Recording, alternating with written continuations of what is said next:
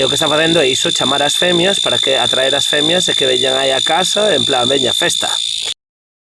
Acabo de chegar a casa, como vedes xa é de noite, e agora que fai moi boas noites, a hora de primavera, que logo cando veña o verán, e todos estaredes máis que acostumbrados a escoitar un canto que se escoita polas noites, que pode chegar a ser ensordecedor, que seguramente moitos pensaredes que igual é un grilo, pero non é un grilo, porque se vos dades conta, se escoitades, é un canto que é constante, non é o cri-cri, cri-cri de un grilo.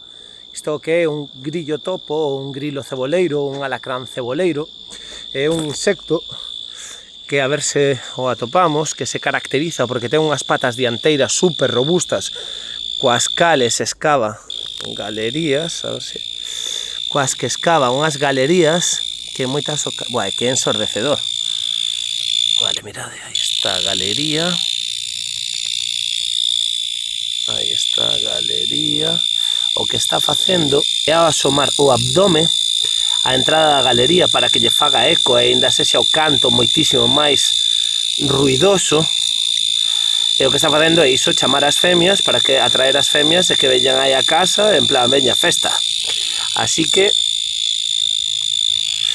bueno, simplemente iso, vale? Mostrarvos este animal en moitas ocasións pode ocasionar daños en jardinería ou en hortas. Por qué? Porque fai unhas galerías que poden dañar as raíces ou as plántulas que teñamos no xardín ou na horta. Entón, bueno, nada, simplemente iso, vale? É que me chamaba a atención, o estaba escoitando e por compartirlo con vos. Que teñades moi boa noite e moi boa semana. Chao.